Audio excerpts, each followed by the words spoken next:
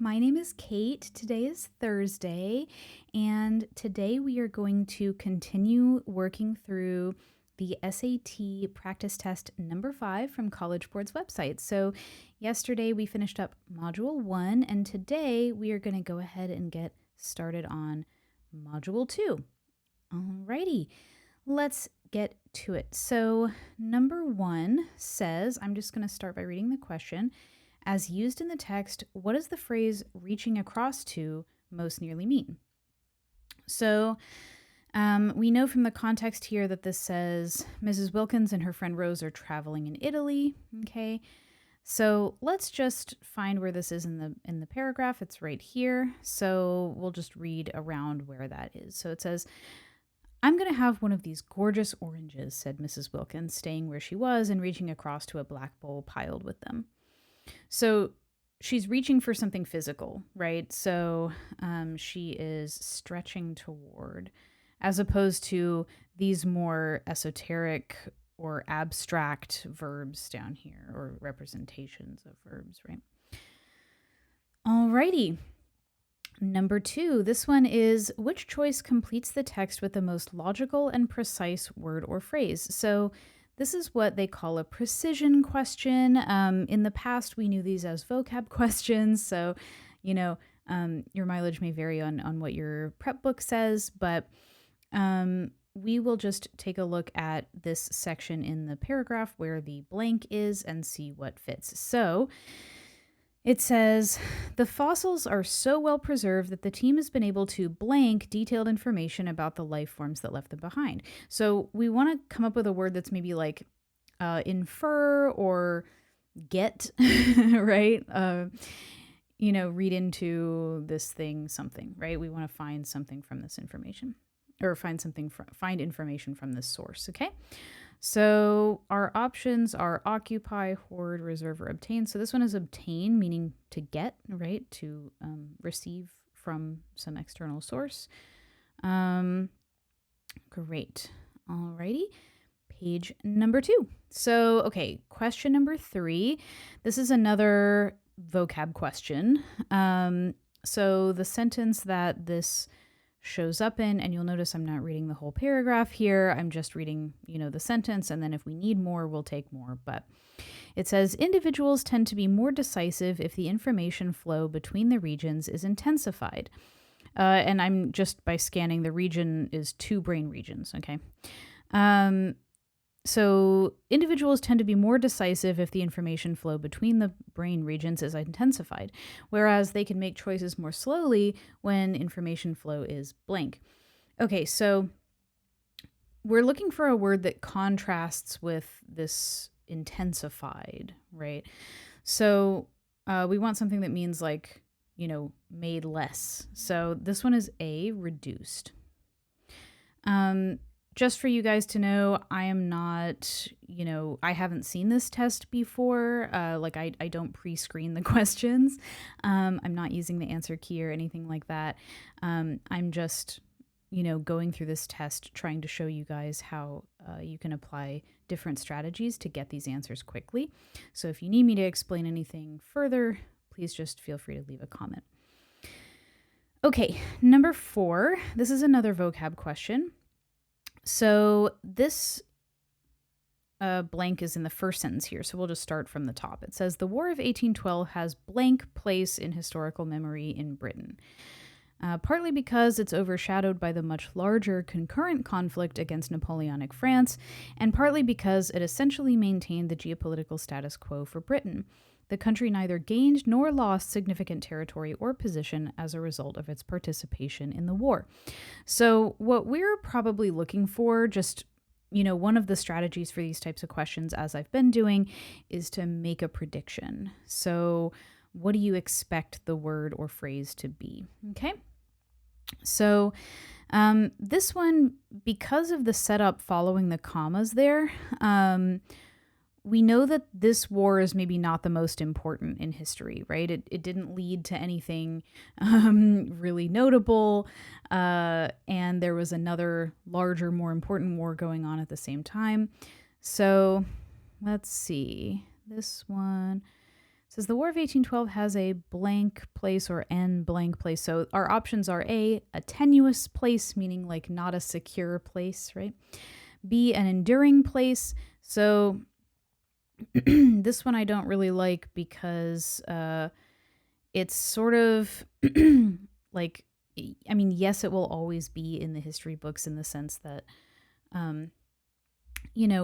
it's a war that happened, right? But an enduring place would be given to something that absolutely can't be denied the importance of, right? A conscientious, a contentious. So this one would be like, are you, arguing back and forth about whether or not it should be in there? This one is probably not it, because of course the War of 1812 has a right to be in the history books. We're not debating whether or not it was a historical event or, whether or not it was real, right? We're just debating whether or not it's really significant, whether or not it will always be mentioned in every account of British history or not, right? And then conspicuous would be for a really obvious event, or like an event that was, of course, larger. So, for example, this concurrent conflict with Napoleonic France might have a more conspicuous place in British history, right? So this one, I'm going to select tenuous. Okay, number 5. Same type of question here. So this is here, the first sentence. It says, claims about the original significance of Minoan bull leaping rituals, depicted in paintings and sculptures from the 2nd millennium BCE, are difficult to successfully blank. Okay, so we're talking about claims here. So maybe I'm thinking something like prove. We're talking about something really hard to define, right? So they're making claims about the significance of something that happened in the 2nd millennium, right? This is like very long time ago. And I would argue that it's difficult to prove something as, abstract as significance, right? So this one is defend. I was just reading through all of them. So we can imagine, a bull leaping ritual, I guess, and we can imagine why it might not be significant. We can summarize it because, that's really about the facts of the matter. That's like, did it happen? Did it not? And then adjust is like, it's not really our place to adjust, whether or not it's significant or not. And if we're adjusting the claim, we would only be able to adjust a claim after we received information or data that said that we should, right? So, if it's hard to prove, then one way or another, then it's also, as a secondary, result, probably, difficult to adjust in a really clear way. But we can always edit claims.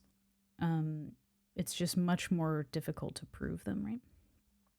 Okay. Number 6. Which choice best describes the function of the underlined sentence in the text as a whole? So this one is a structure question. It's a function question. And then there's also a little bit of purpose sprinkled in, right? So they're sort of asking, why is this here? So we will, for a question like this, need to read the whole paragraph, just because in order to get a sense of the structure, we need to know what else is there, okay? So this is from a novel, and it says, Harris told us anecdotes of how he had gone across the English Channel when it was so rough that the passengers had to be tied into their beds, and he and the captain were the only 2 living souls on board who were not ill. Sometimes it was he and the second mate who were not ill, but it was generally he and one other man. If not he and another man, then it was he by himself. So again, I'm going to make a prediction here, right? Which choice best describes the function of the underlined sentence? I'm thinking the function of this is to really reveal or define how alone he was, or at least how little he had to rely on to do his job, right? or to, do whatever he's supposed to do, whether or not it's his job, you know.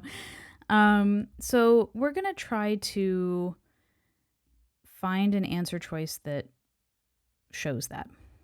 So A, it indicates the reason for Harris's eagerness to resume traveling. I don't think it shows eagerness at all. It's more of a, a bad thing. So B, it hints at Harris's feeling that during an earlier boat trip, others didn't include him in activities. So this is about getting sick, so he probably wouldn't want to be part of that activity anyway. C says it emphasizes that Harris always boasts about his own constitution when speaking of a previous boat trip. Let's see. This one, let's hold on to it for a second. So D says it reveals that although Harris claims to prefer solitary activities when traveling, he actually enjoys having company. Okay. So let's go back to the paragraph and just kind of revisit that section. So it says he told us anecdotes. So this is in the past, right? He says, like, in the past, it was always me, like I was the one who wasn't, sick or whatever. And it was maybe me and one other person, right? And so this one, I wanted to illustrate the difference between C and D here. So I believe this one is C, and I'll explain why.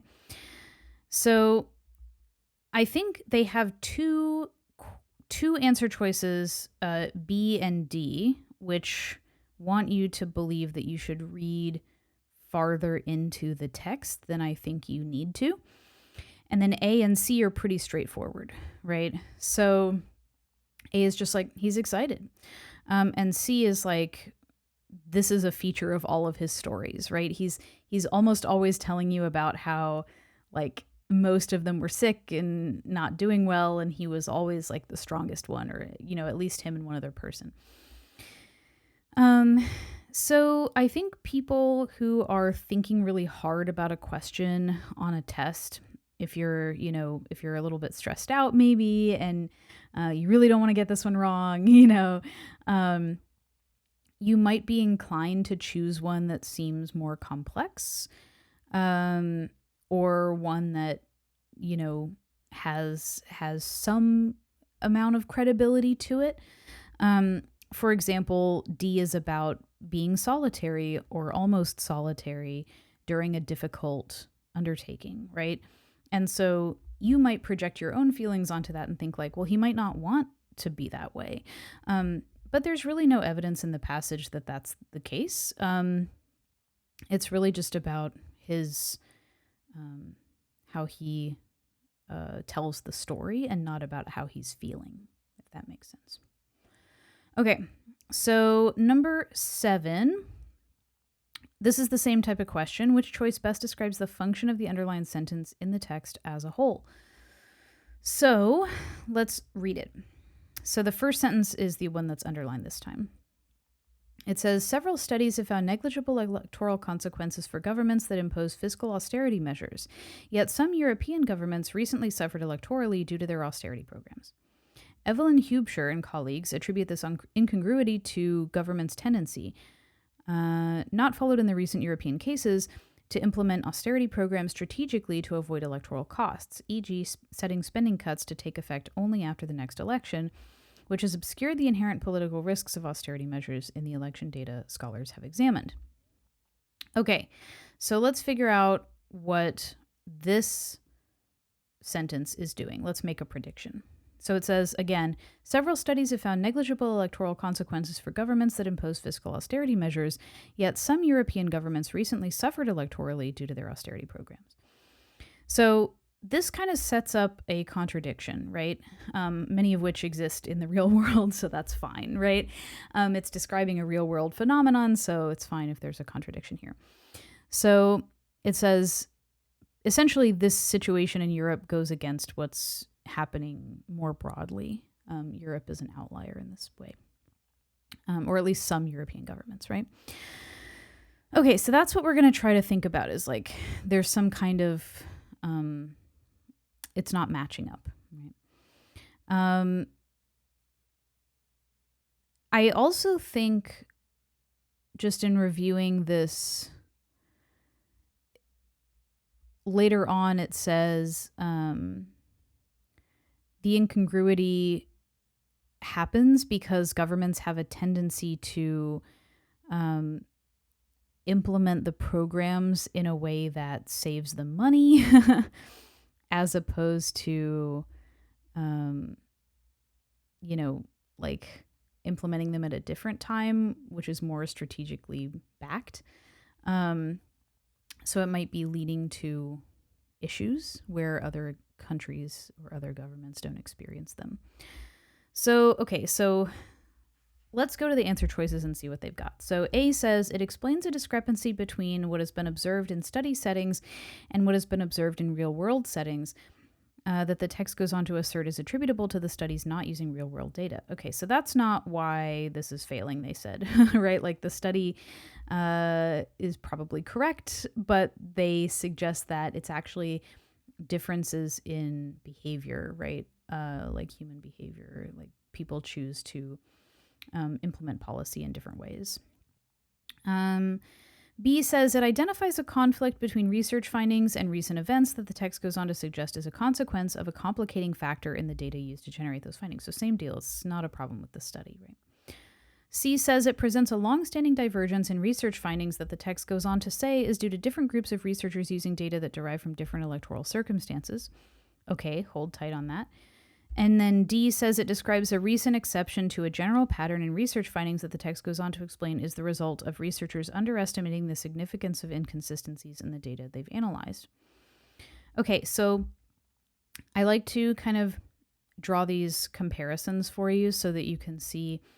I would say this is probably on this module like a level 3 question. I think it kind of tricks you into thinking you have to understand the concept being spoken about in order to answer the question fully. That's not true. They don't expect you to have any knowledge about this study or electoral politics or whatever. What I would say is you do kind of have to understand what they're saying so that you can make a determination about, how this is functioning, right? So let's just review before we make a distinction between these two. So it says,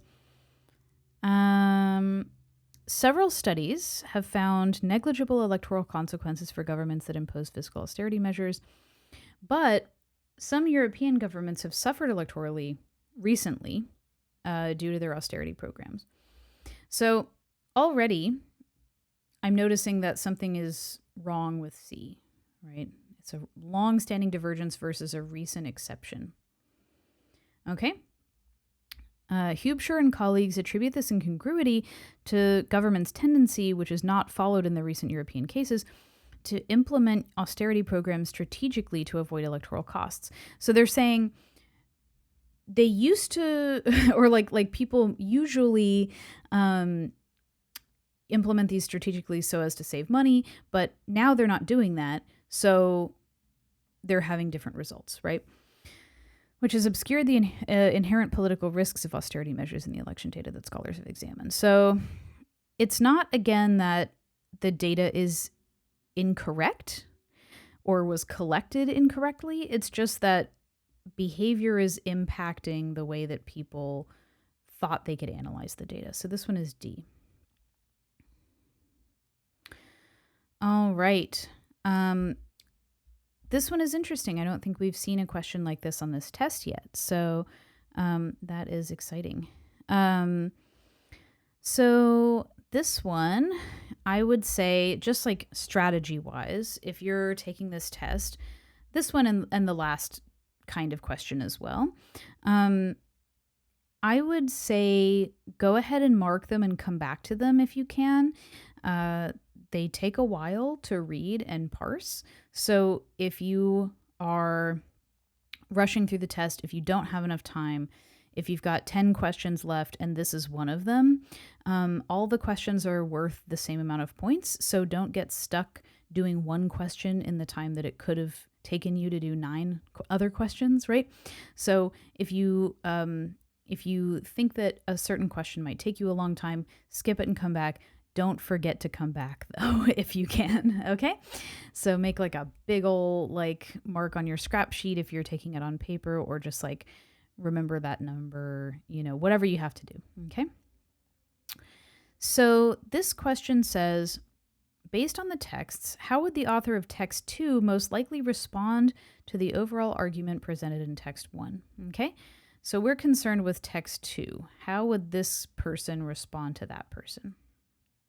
Okay, so we need to, in order to answer a question like this, we need to understand a few things. So this is a really multi-step question, okay? So the first thing we need to do is read the question, figure out what they want us to know.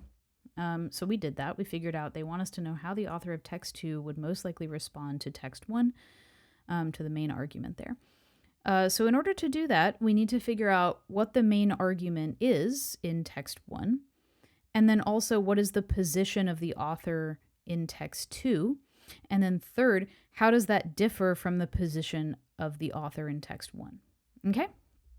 So it's very systematized. Let's just go through it. Okay, so text 1 says, graphic novels are increasingly popular in bookstores and libraries, but they shouldn't be classified as literature. Okay, so that's a really strong claim. Like it very much looks like a claim, right? By definition, literature tells a story or conveys meaning through language only. Graphic novels tell stories through illustrations and use language only sparingly in captions and dialogue. Graphic novels are experienced as a series of images and not as language, making them more similar to film than to literature. Okay, so if we're trying to sum up this person's argument, it's that graphic novels shouldn't be considered as literature. They should instead be considered as, a visual medium. Okay? So text 2 says, graphic novels present their stories through both language and images. Without captions and dialogue, readers would be unable to understand what is depicted in the illustrations. The story results from the interaction of text and image. Moreover, Alison Bechdel's Fun Home and many other graphic novels feature text that is as beautifully written as the prose found in many standard novels. Therefore, graphic novels qualify as literary texts. Okay, so that's the claim in the second one, right? I would say this is not a very difficult set of passages to assess. Like, their claims are very clear, the language is very straightforward.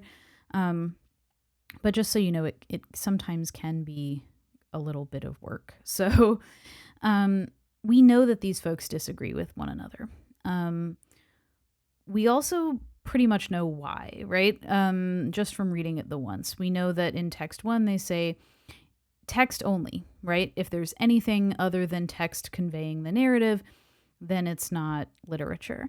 Text 2 says, it can be multimedia, but as long as the text is carrying the narrative, right? If text is invaluable, even if there's other stuff, then it still counts as literature. And also, like, it's sometimes very well written, right? It's not kind of a sloppy, like, comic book type thing, okay? So let's read our options and see which one.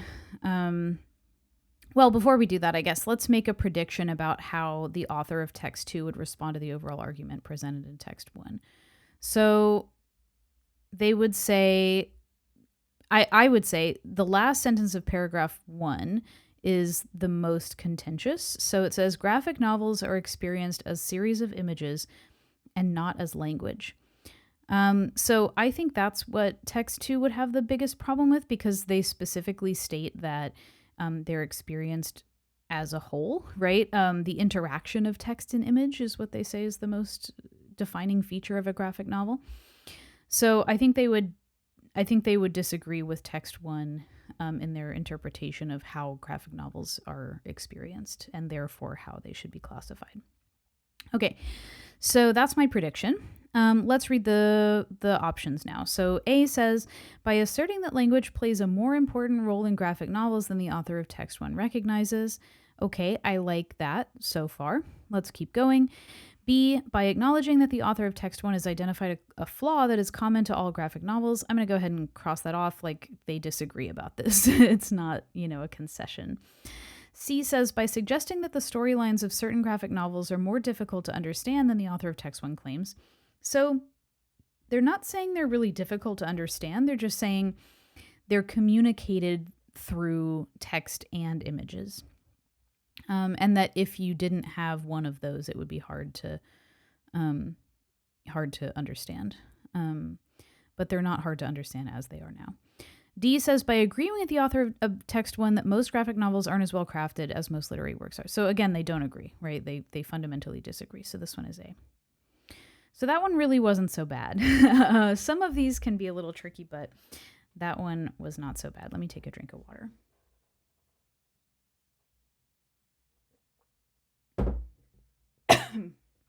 All right.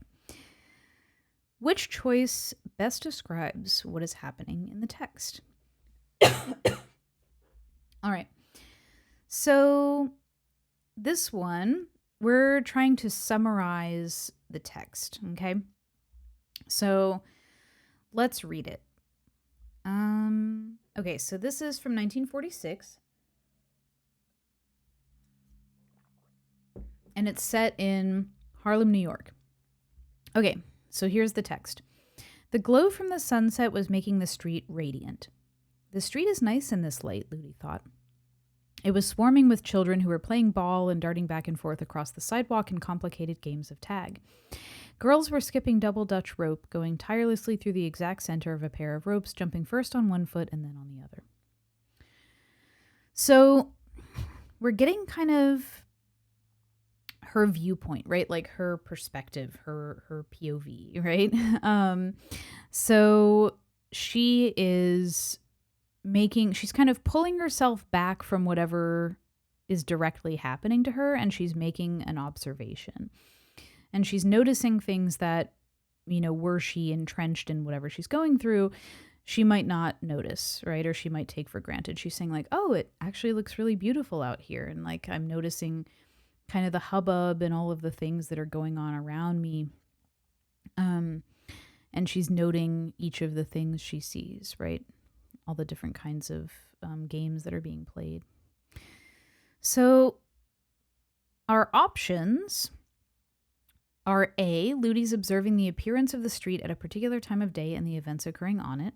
Okay, fair.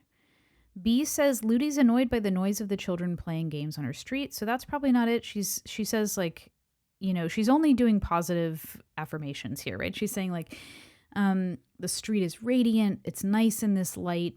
And then none of the words that she uses to describe the games or the children are, disdainful. She's just describing them. C says Ludi's puzzled by the rules of certain children's games. So this is too specific, right? She isn't mentioning anything about that. D says Ludi's spending time alone in her apartment because she doesn't want to interact with her neighbors. So again, this is like going too far deep, like we were talking about in the last question. It's too introspective for what they're asking us for. This one is A. It's just an observation that she's making. Okay.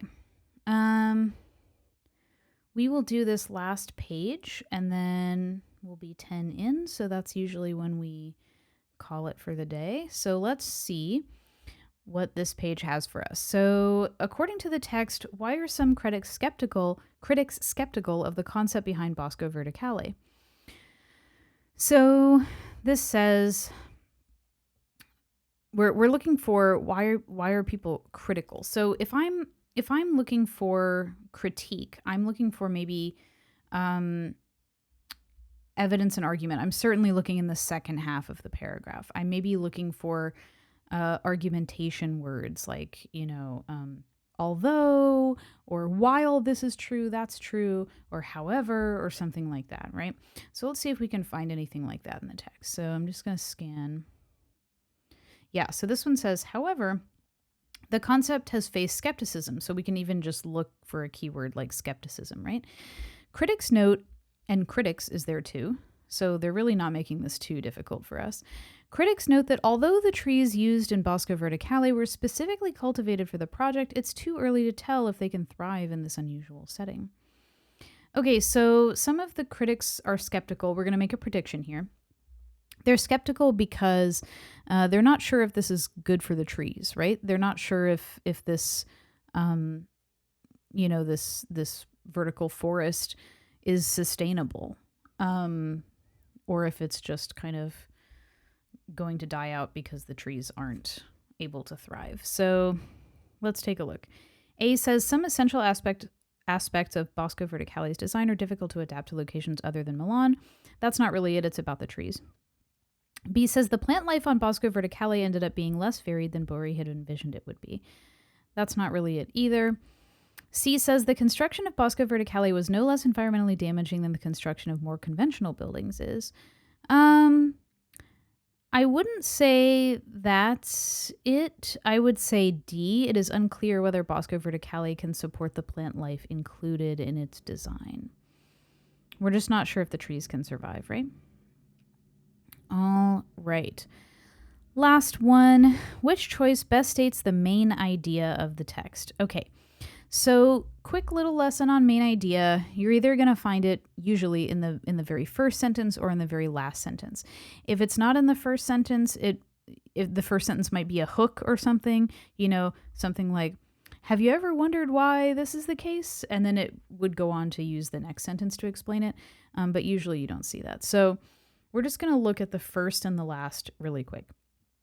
Many literary theorists distinguish between fabula, a narrative's content, and siuset, a narrative's arrangement and presentation of events. Okay. And then the last thing says, Bakhtin held that systematic categorizations of artistic phenomena discount the subtle way in which meaning is created by interactions between the artist, the work, and the audience. Okay. So let's read a little more just to kind of flesh out our idea.